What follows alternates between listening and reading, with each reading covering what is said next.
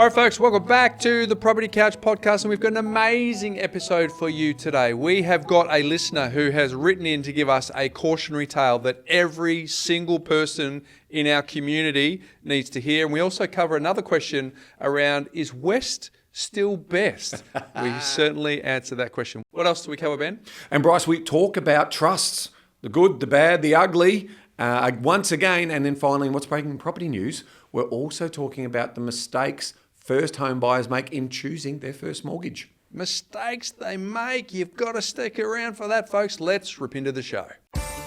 Welcome to the Property Couch, where each week you get to listen to two of Australia's leading experts. Bryce Holdaway, co-host of Location Australia on Foxtel's Lifestyle Channel, co-host of Escape from the City on the ABC, and partner of Empower Wealth Advisory. Ben Kingsley, Chair of Property Investors Council of Australia and the founder of Empower Wealth Advisory, named the 2018 and 2019 Property Advisory Firm of the Year. Stay tuned as they bring you the insider's guide to property, finance and money management. All right, folks, welcome back to the Property Couch podcast, and of course, welcome back to you, Ben, on what is one of our favourite days, Q&A Day. Mate, love Q&A Day, and Bryce, I've had a chance to look at the questions, so I think there's a lot of learning to happen today. A lot of learning. Yeah, the first one is a discussion point around the lane that we've been trying to occupy for the last 6 to 8 weeks, which is really important. But before we get there, just a reminder to folks that we've spent a bit of time getting the audiobook sorted, Ben. Yes. You and I.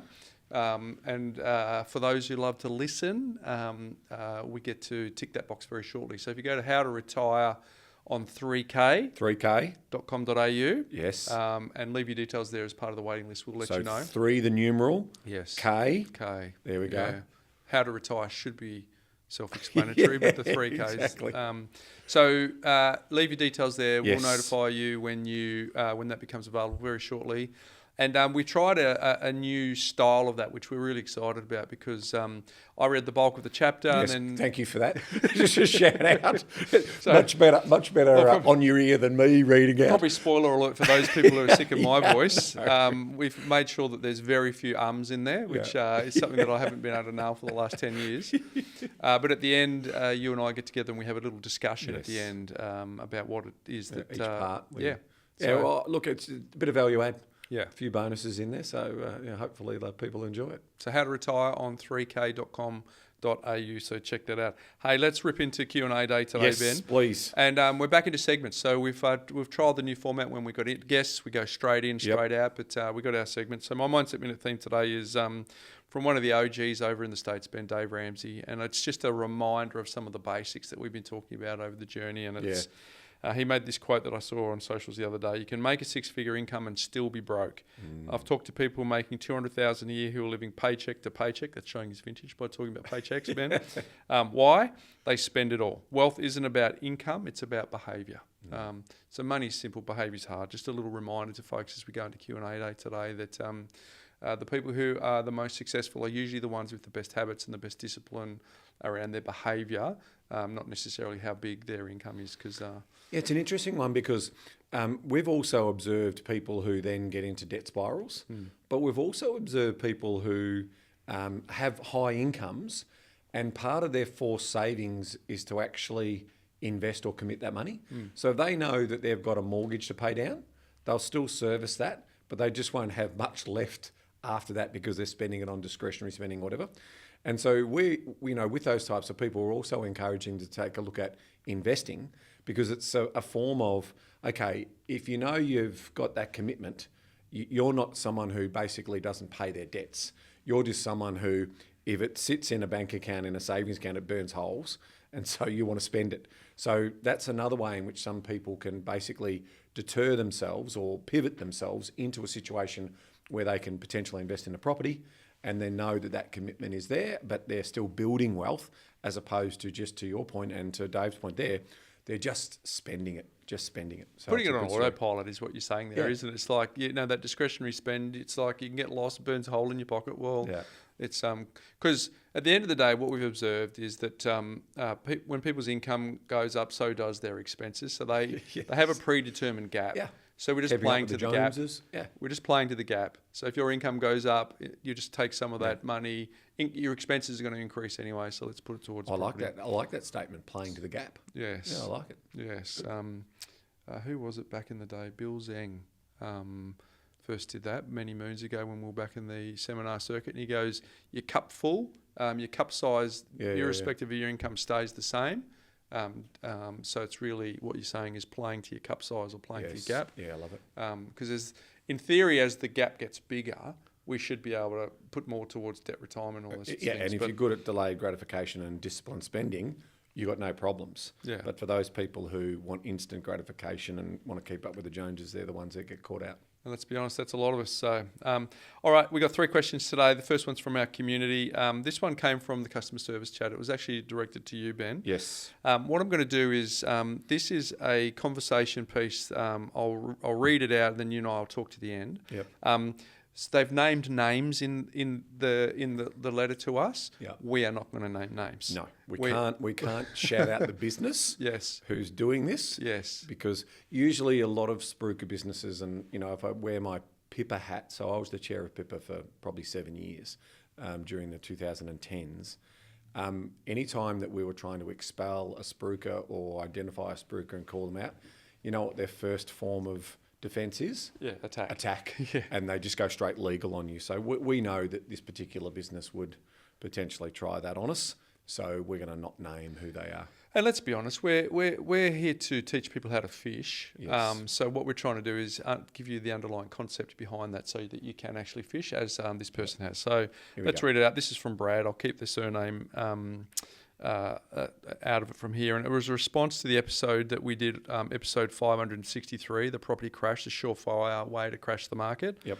Dear Mr. Kingsley, I recently listened to your podcast on the state of the property investment market, particularly your comments on the dangers of speculation and the rise of unlicensed financial advice. I wanted to share my personal experience with a company called, I'm not going to name them, and a leader named, we're not going to name them, which I believe illustrates many of the issues you raised. When my partner and I first began exploring property investment, we came across this company through social media.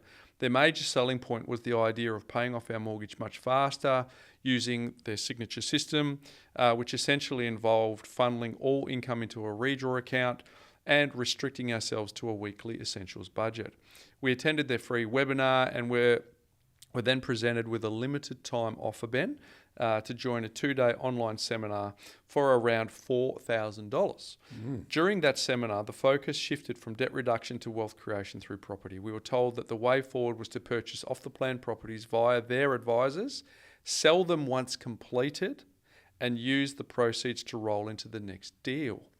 The strategy was presented as a step-by-step pathway that, if followed, would ultimately allow us to trade up into our dream home. All right, so part of the personalised strategy included being encouraged to establish a self-managed super fund with the view that once our borrowing capacity was exhausted in our personal names, we could continue to buy properties through super. Ben, bit of a playbook starting to reveal itself here. The information was not provided by the leader, but rather through a financial partner he introduced. In doing so, the company blurred the line between education and financial advice. Under ASIC Regulatory Guide 175, Ben, you're very familiar with this. Yes. Financial service providers must not provide soft information such as opinions, recommendations, or implied strategies outside of their licensed authority. In my view, what we received clearly crossed into this territory. At the conclusion of the seminar, we were pressured into joining their community at a cost of $8,000, which included access to their signature course. This was advertised as a weekend of education, but in practice was centred heavily on property showcases, group pressure, and FOMO tactics designed to generate immediate sales rather than genuine learning. During these weekends, it was common to see members of the community collectively buying up entire estates and apartment blocks. This practice not only fosters unhealthy speculation, but also contributes to locking first home buyers out of these developments altogether. When we questioned our assigned mortgage broker, who was provided by this company, and property advisor about how our plan was actually tailored to us, they were unable to answer and simply replied with, "The leader comes up with these plans." We also pressed them to disclose any and all commissions they were receiving from third parties. They failed to provide this information. From what we could gather, our purchase price already included an agent's fee that we were paying, and it is my belief that they were also receiving substantial kickbacks from the developers whose projects they were promoting. Ultimately, we were persuaded to purchase, 1, an off-the-plan apartment in Melbourne through a self-managed super fund that we were encouraged to set up, with completion scheduled for Q4 2025, and 2, a house and land package in Adelaide. Fortunately, we came across the Property Couch podcast in time, which helped us better understand the risks we were taking. Off the back of that learning, we were able to cancel both contracts before it was too late. Whew. So that's one we've saved. Yes. Bryce, that's one we've saved. That's one we've saved. Hopefully one of many. Well, we get a lot of these writing into us do. saying at the point where they weren't in a position to do that, which is Cancel good. the contract.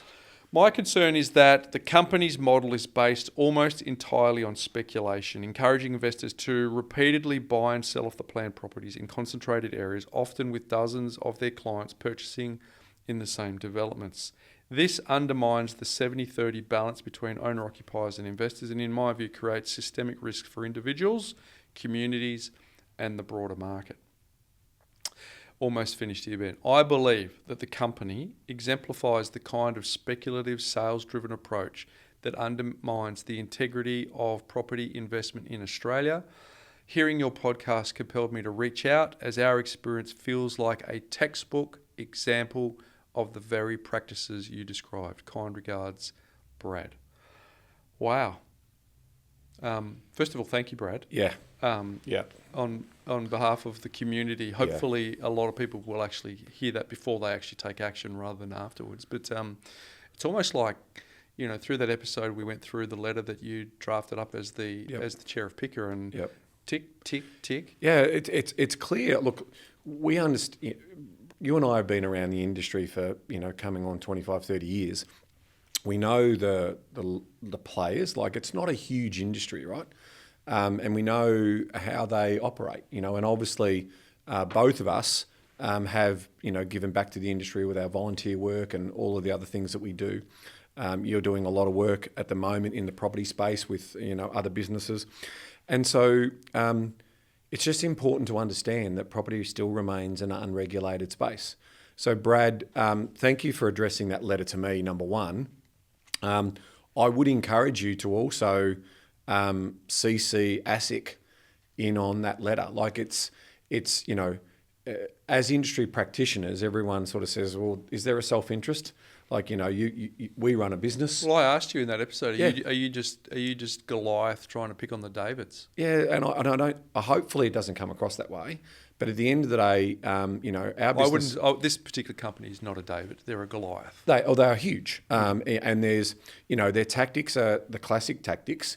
The social media marketing is, and there's several companies doing this. So again, there's we're not naming the company, but if you see advertising that sort of says how to pay off your mortgage in 7 years and so forth. So they're using a playbook or a formula to entice you in, and then they move you through a program, and that ultimately gets them to their ultimate outcome, which, look, and in some cases you think that there are others who are also trying to copy them, and you don't know whether they're enthusiastic amateurs, or whether, it is all about their own self-interest. And we also know that some of the developers have interests in some of these businesses as well. So it's a way by which they can potentially sell their stock and make profits. And make no mistake, our business is a for-profit business. We're not a non-for-profit in terms of Empower Wealth. But we're in the business of trying to create 10,000 financially free households. That's our mission. That's our purpose. That's our North Star. And, we've helped, as you know, over 16,000 people in terms of giving them some form of knowledge or education or services. And we have a team of in-house professionals who are licensed in those spaces. But we've taken it really careful around, when self-managed super funds first came out, where you could leverage, I think it was around 2017 and so forth, naturally people would look at our business and say, that's a no-brainer. You should be talking to everyone about setting up self-managed super funds, and that's going to be great for your business because that's what you guys do. We don't. We actually talk people out of it. And of the thousands and thousands of clients that we've looked after, we can count. I was asking the financial planning team the other day. I think there's about 70 self-managed super funds that we've got out of about 4,500. We've done over 5,000 plans.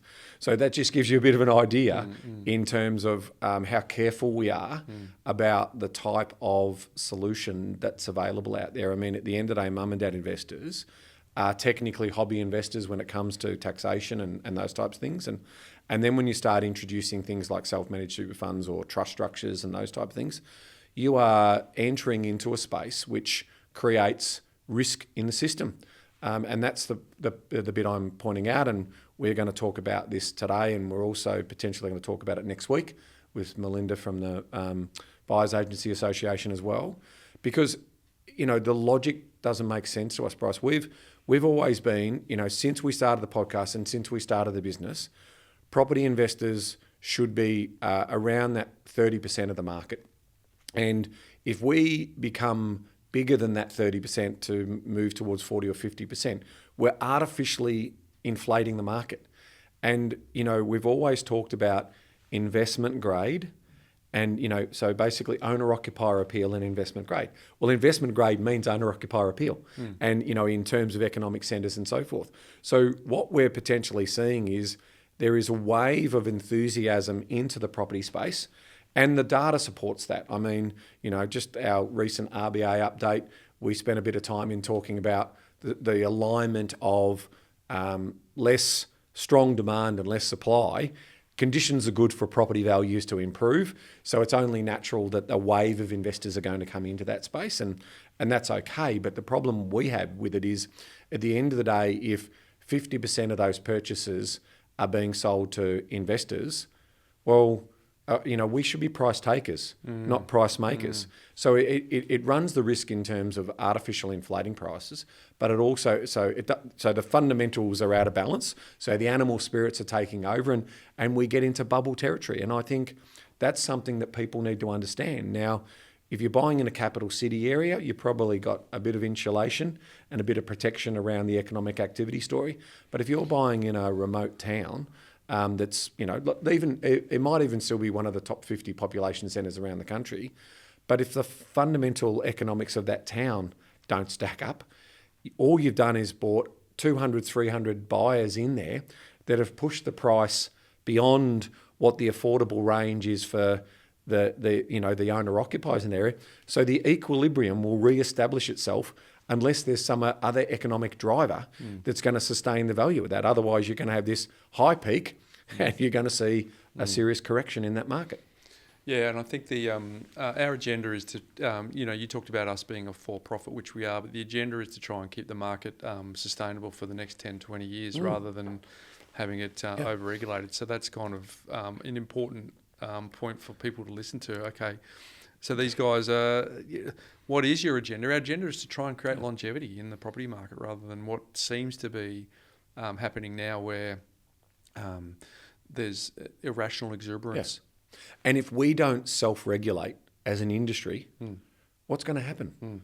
The government's going to come in and regulate it for us. And they're going to come in and put mechanisms in place that will either slow us down or, worse still, for all of these businesses that are thinking property investments a sustainable business that they want to run and employ people and all that, and that's mortgage broker. All of us who are involved in the industry, we're potentially building our foundations on quicksand because if the government comes in with too much regulation, then ultimately it will potentially kill off the small private rental accommodation provider, i.e. the mum and dad investor, out of the market, and that's not going to be good generally. And when regulators are forced to come in, they normally over-regulate. So that's why I'm also talking to regulators about we want to be at the table telling you what you should do and how you should potentially come in and regulate portions of the market. And right now we're calling for a review of trust lending because you can literally set up trust after trust after trust after trust. And that can only be done when the mortgage broker or the borrower, or in concert together, are basically telling the bank through a letter from an accountant that they can service this loan. But the question is, what about the deposit?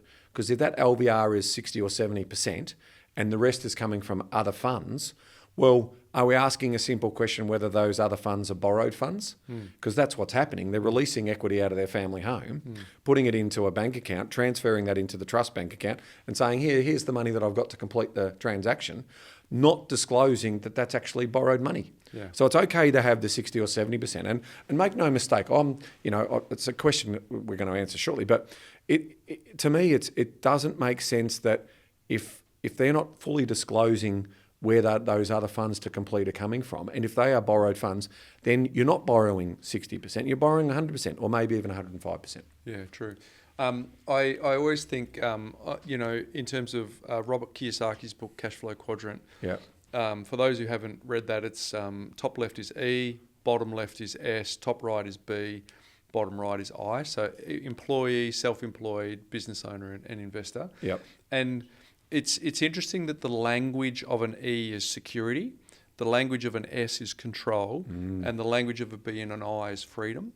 And so when you think about that, that's what's happening here for a lot of people. A lot of people who are in the E, yes, who speak the language of security, yeah, are being sold the dream on the right-hand side, which rightly so, is the language of freedom, and it's enticing. It's what people want. Yep. Because most of what these people talk about is actually great. It's helping people go from E correct, to I. The intention. It's helping them go into that investor space. But the challenge is that if we go back to what Brad said here, ultimately we were persuaded to purchase an off-the-plan apartment in Melbourne and a house and land package in Adelaide. That's where the problem starts. Yep. Because up until that point, most of what's coming out of their mouth is actually just teaching security-conscious people to speak the language of freedom. Yeah. And so we should have that aspiration. And it's fine, but not without understanding the language of investing and then taking for granted what these people, or taking as gospel what these people say, and then being put into programs that are just sophisticated funnels to get you to buy. And the power of that group pressure. It's like incredible. if you're at a conference triggers. room, they are absolutely behavioural mental triggers. Everyone else is getting up and holding up their sign of their property, and everyone's clapping and cheering. Like the group pressure in that environment to actually put your name on a contract. Yeah, the social proof is what they're very, going. very powerful stuff. So thank you, Brad, for your question. Yeah. We hope that serves as a continuing community service announcement for people on for the podcast, which was started on helping people learn how to fish. Yes. Rather than giving them a fish. What you've just heard is someone just giving you a fish. There's not a lot of teaching you how to fish in that conversation. And maybe that fish is going to turn out to be rotten on the inside. Yes. So that's also the other danger there as well. Yes. All right. Second question here is from Chantel. It's regarding should we sell our investment property or rent vest. It's Speak Pipe. So let's have a little listen from Chantel herself. Hi guys, my name is Chantel. I have a question about an investment property. My husband and I purchased 3 years ago for $580, and it's now worth or valued at towards $900K. It is negatively geared. We're out of pocket about $20K a year, so we put $350 away a week into an account, which covers those expenses. What we're thinking is, do we sell like now or over the next 12 months? Historically with Perth, it's been quite stagnant, and it hasn't been until the last 3 or 4 years where it's really picked up. So is our money better off somewhere else? Is it going to work better in shares or ETFs? We're concerned that we stay and hold on, say, for the next 10 years and there's no growth and we're putting away $20K a year. So yeah, what do you think? Just a background, we're 40, we have a PPOR, which is basically fully offset, and we're going to do some debt recycling with that, but that's another story. This is not a cash flow issue. It's just a matter of is our money better off somewhere else? Thank you for your time. All right, Ben. We've got so first of all, we've got someone who's in a really good position, almost fully offset house. Yep. Got an investment property that's grown in value, clearly from the backstory they bought in Perth. So the question is, itchy. Yes. We've got itchy feet here. Well, it's a classic story of the market's had a terrific run, and do they want to bank the profits? Because right now it's sitting as paper profits. And if they're believing that Perth is a boom-bust town, then there's a risk that obviously there could be a correction off the back of that. So we can't give direct advice, and we certainly, when you're asking about whether it's better to go into shares or ETFs, we definitely can't talk to that conversation. But it's the psychology of any investor. And, we got a little clue there at the bottom there from Chantal around that we're not in any cash flow problems. Yeah. So then it is about, it is about, okay, well, if I'm not feeling any pressure there, it's an opportunity cost decision. And that's a very difficult decision to make. So I'm just going to talk to the fundamentals of Perth because at the end of the day, you know how I always talked about the economy is just basically a measure of human activity and human behaviour and business activity and business behaviour. That's all it is, right? So, and if sentiment of a particular market continues to remain it's a boom and bust town, then that can always play out as a reality. And I'm trying to change that narrative based on the fundamentals that I'm seeing. And the fundamentals that I'm seeing in Perth and in Western Australia more generally, they have got economic advantages that I have not seen in terms of lining up for long-term prosperity for any capital city in the country. Very livable, high wages, strong opportunity for population growth, a very strong economy, and low government debt. So off the back of that, with a well-managed economy through, good political leadership, they could see a decade or two of further expansion. And when everyone else was getting out of Perth, at the start of the year, I told you this story, and I said Perth is going to be, one of those markets that I still think will still run, irrespective of whether the East Coast investors got out of there, because the fundamentals are still very, very strong. And I mean that in the sense that there's still 34% less properties currently available than the long-term 5-year average. Now, that says something in terms of supply is still constrained, and although demand is coming, the demand is not coming as quick as the population is growing.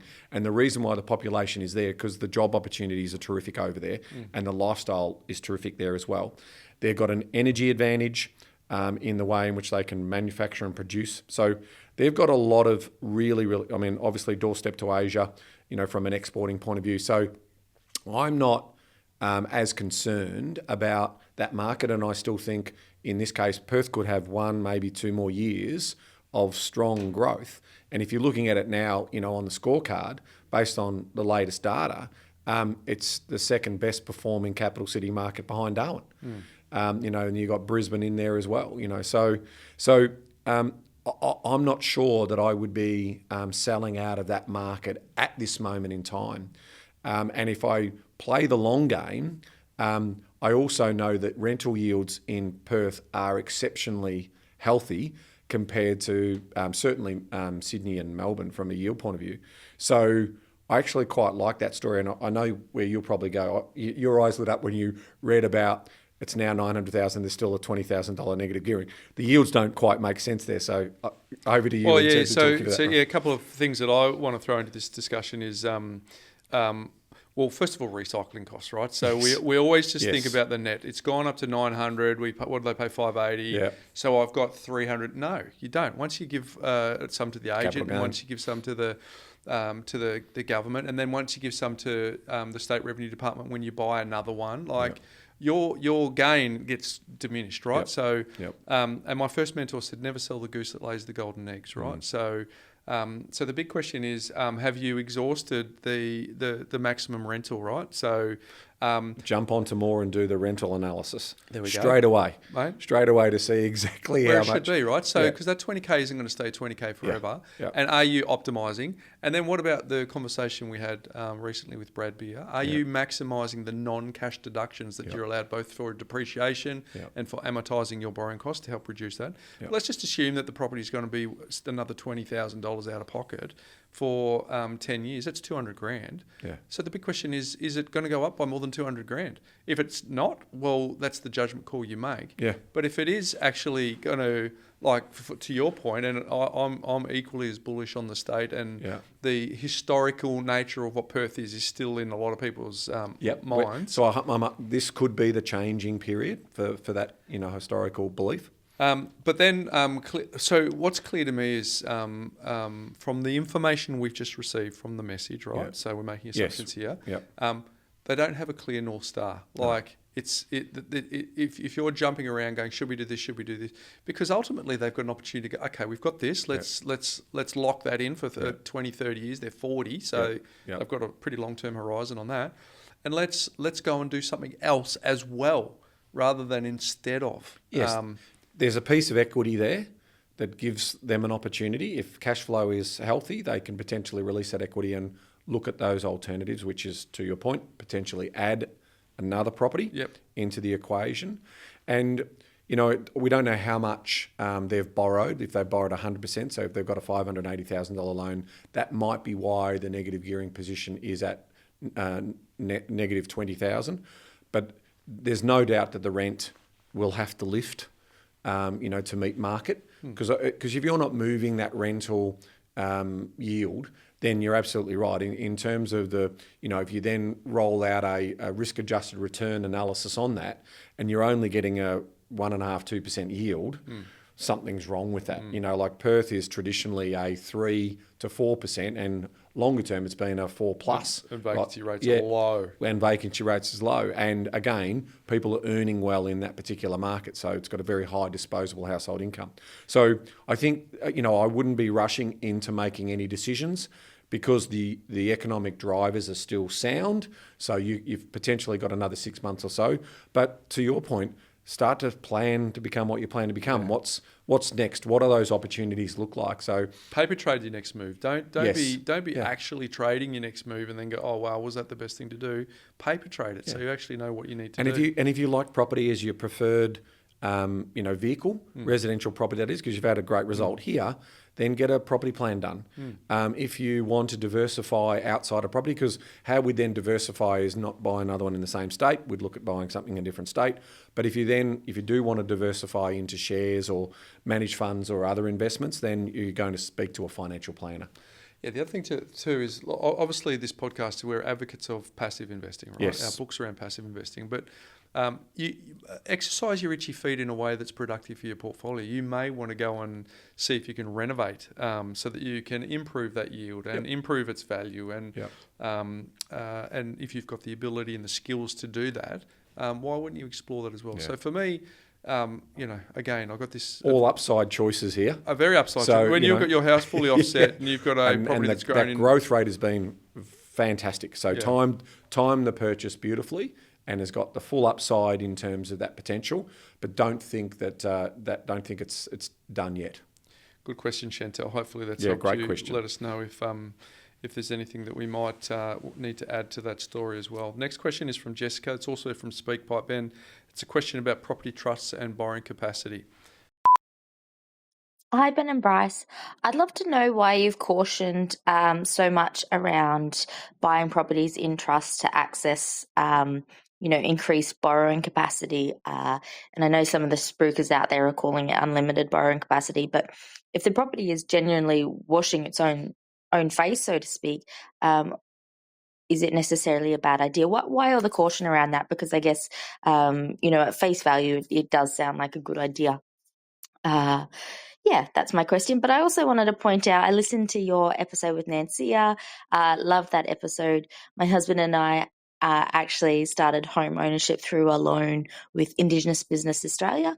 And whilst that product is for a home and not an investment property, that is how we entered home ownership and ultimately started on our investment journey. So I think it's worthwhile to know that products like that exist. Thanks for the podcast. I've learnt so much. I'm learning so much. I nearly went with probably a shonky buyer's agent, bit of a red flag. They told me that I was asking too many questions and that I was just procrastinating whilst also trying to offer me an off-the-plan build. So, really grateful that I stumbled across you guys. We've since bought a property through the lovely Krista that we met through and Power Wealth. So grateful for all that we've learnt, and keep up the good work. Thanks, guys. Red flag, shonky buyer's agent, Ben. How's that? You're just procrastinating and you're asking too many questions. Gosh, God forbid someone who's spending hundreds of thousands of dollars ask a lot of questions. Oh yeah, I mean you got to welcome questions, and if your buyer's agent isn't able to answer those questions, then that's obviously a good amber flag at the start. Yeah. Okay, so let's get to the crux of this question. I think it's a wonderfully innocent question. It's a great question. I think that Jessica's asking, because at face value, if it's not exploited, then people, it's almost like the Kerry Packer. For people who are not doing everything they can to minimise their tax needs to have their head read, it's almost in that lane of, well, if we're running out of borrowing capacity and we've got this genuine intent to maybe get 2 or 3 of these, why don't we consider all the options that are available? I think it's a wonderfully innocent question, but the reason that we are, staunchly flagging is because, unfortunately, we in wealth creation and making money, we enter the domain of ego, and then so people with big egos want to be seen as the messiahs who are coming to help everyone, and ultimately it starts with people who are keen to help, and usually becomes like a drug for the money that's available, and then as it gets into scale, then unfortunately the poor old investor is the one that struggles. So that is why we are advocating here, not to try and be the party pooper, it's to actually be sustainable, because if we all operated as econs, Ben, and we all said, okay, we only need 2 of these and we're all doing what we can to optimise and we're all getting on with our life, great. But it's unfortunately not the case. It's unregulated, correct, as per our first question. And if left unchallenged, people will realise that their life has been destroyed by decisions that have been made that ultimately weren't serving their best interest. Yeah, so I'm definitely on the record as basically saying that I've got no problems with borrowing money through trusts. And if they are legitimately washing their own face, which means that all of the income is covering all the expenses, including the interest cost, then that sounds reasonable. What's happening here is that the disclosures on the applications, I'm claiming, are using borrowed money as the remaining funds to complete, and they're not disclosing that they are borrowed money. They're basically, the accountant's letter is the green light to get the loan approved, and whether the accountant's also making reasonable inquiries or whether they actually know that was borrowed money. So there's a few problems here, and I think we're on the border of committing fraud, in the sense that if the application going into the lender is not disclosing that where did those savings come from, and are they true savings or are they borrowed money that's basically allowing for the 30% that I need to complete, or 40% that I need to complete the transaction, in addition to the loan to value ratio that's 60 or 70% that I mentioned earlier in the show. So that's number one. So, and if they're complicit in it, then ultimately that's a problem. And then number two, which I've always talked about, Bryce, is that, there are, as a high net worth individual, you can go and talk to a very sophisticated firm that will look after you and set you up with very, very interesting structures with the ability to minimise tax. You will also be talked about discretionary trusts and potentially testamentary trusts and all of these complex structures. And what we have seen, and what I've said to you, many times before, is that if too many people use this and the governments start to see less and less tax revenues coming in, they'll change the rules. And I'm wondering whether right now the broker who's promoting this the investment strategist who's promoting this or the accountant who's promoting this is also telling you that the Labor Party is currently looking at introducing a 30% flat tax rate for discretionary distributions out of trusts. Now, that won't be grandfathered. In my mind, that won't be grandfathered, right? So you've also got to say, oh, well, I've been told to set up all these structures, and then through one stroke of legislation, all of that is now vulnerable. And I've now, to your point about the cost of getting in, getting out, all of those things, and having to get out and sell all of those properties at the same time that potentially other people in that particular regional market has also got like that. That's a recipe for a correction, and those people are going to get burnt. And then they're going to say, I want to blame someone else. Yeah. It was my mortgage broker who told me to do this. It was my accountant who told me to. It was my financial advisor or my property advisor. It ends badly when it becomes a mainstream solution. And like I was saying for the electric bikes, if more people are getting hurt or there's more risk associated, they'll come in and regulate it. So it's those 2 points that I'm saying, because it hasn't been our first rodeo and we've been doing this for a long time, we've seen these types of schemes and fads and all of this come and go, and especially if it creates an unfair playing field and speculation in the market. We can't afford to have speculation in a housing market where the great Australian dream is at risk. So it just ends badly. So I like the idea of it. It has its place for a particular type of audience. It needs to be advised by a qualified and licensed advisor. And if all of those things ring true, but it shouldn't be a mainstream, and it shouldn't be allowable for mum and dads who've got no real, we've got to test their ability in terms of their financial literacy and their competency to run these companies and these businesses. If they don't know how to do that and they're just being coached how to do that, that ends badly. Well, when you were saying that before, about when the music stops, see who doesn't have a chair. It's kind of how like we all say these platitudes now that Warren Buffett said, when the tide goes out, we see who's swimming naked. The answer to this question is, if you're doing some of this stuff, you are actually wading out naked. You are actually swimming naked, and at some point, if the tide goes out, you're going to wonder why everyone can see you without your swimming cosy on. But it's not, to your point, it's not until later when they want someone to no. You've just chosen to swim out there now with exposed, and the tide's in, and it's coverable. What's the biggest risk? Because there are multiple risks. When we've talked, go and listen to our other episodes about the different types of risk when investing in residential property. But the number one risk that we have been saying literally for the last few years is regulatory government risk. That is the biggest risk in terms of changing the game. If they change the rules of the game, that has intended and unintended consequences.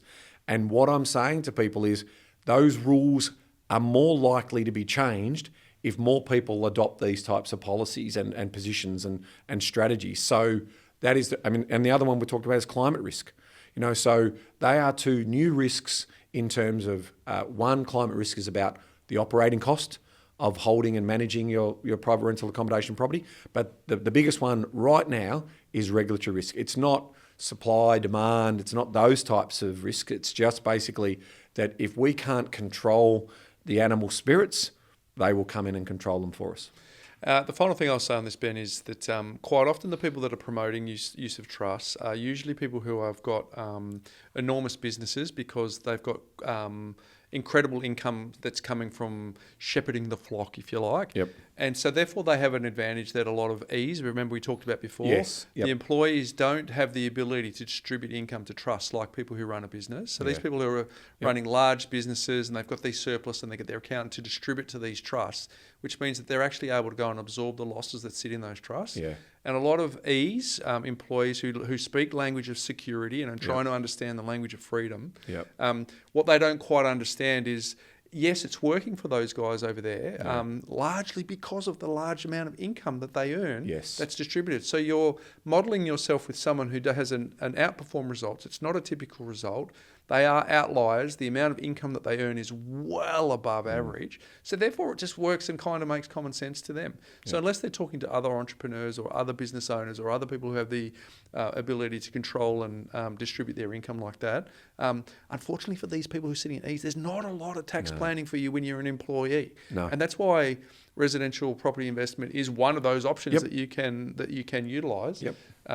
So it's very deliberate, Jessica, why we are saying, if it washes its own face, you still want to be able to make sure. I think it's best summed up by saying, if the tide goes out, we will see who's swimming naked. And for a lot of people who are wading in the pool right now with some of this stuff, they are definitely exposing themselves, and there's just all it requires is a pen shift or the moon to change or the tide to go out. And if I was to look at the businesses that are operating in this space and doing the heavy promotion, I would say 30% of them really know what they're doing here, and it's all about self-gain.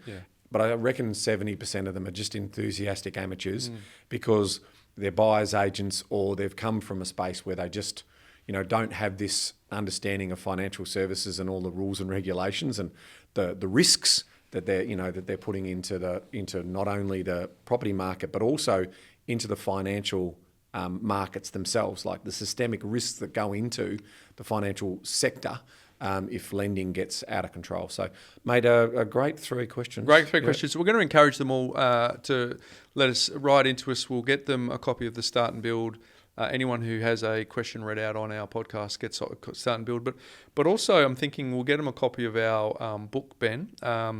We'll give them the audiobook version once that comes out, because in Jessica's question, you can see that she's an early stage learning about this, but she said, I nearly went probably with a shonky buyer's agent. It's not a buyer's agent if they're recommending you buy a brand new build. They're a project marketer. And we talk about that in our book. Yes, we do. Encourage Jessica to go to that section so that they can actually see who the players actually are. Because buyer's agents, legitimate buyer's agents, are helping people buy established properties. Yes. And if they're a buyer's agent helping people buy brand new, they're a project marketer. That's they're getting paid by the developer builder. Yes. Jessica, thank you for your question. Thank you, Chantel, for your question also. And, of course, Brad, for writing in and letting us know what your experience was with that company, which hopefully serves as a cautionary tale for our community. Hey, my Life by Design hack today, Ben, is this has been a hotel hack for my sanity. I'll put it up on the screen. I'll try and describe it for those who are listening only. But it's a ripper. It's an Instagram account called Tips for Home, if you want to check it out. But do you know when you go into, I know you've seen this, but I'll try and describe it to our audio. So my wife, we'll stay in a hotel somewhere. I'm just about to go to sleep, and she goes, "Can you see that?" And I'm like, "See what?"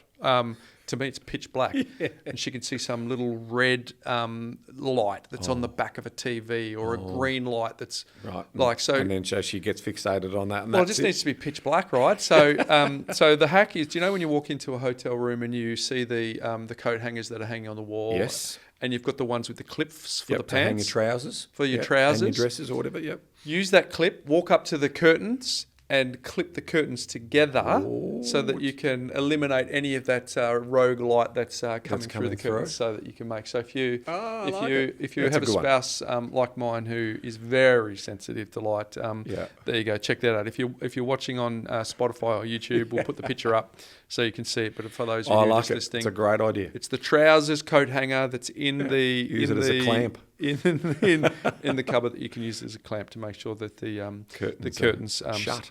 Stay together. Hey Ben, what's making property news? Well, Bryce, a recent study that I saw come through from a site called money.com.au talked about the top mistakes first home buyers have in securing a home loan. So I basically said, well, if you had your time over again, what would you do differently about choosing the type of home loan? I thought, that's interesting. So the number one was paying too much in loan processing and ongoing fees, 22%.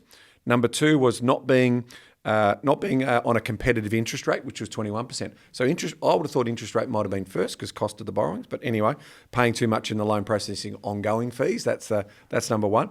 Choosing a loan without offset or redraw feature, that was 16%. So not understanding the value, especially of offset maybe more so than redraw.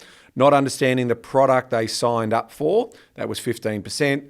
Number 5 was using a broker or using the wrong broker, 13%. Sorry, I should say not using a broker or using the wrong broker, because around 77% of people use brokers these days, and I can understand why. They get choice and they do all the shopping for you and do all of the paperwork as well. Number 6 was locking in a bad fixed loan rate. Oh, that can happen, especially if rates are on the way down. And number 7 is taking advice from parents or family on which loan to choose. No one does that. No one does that, 6%, right?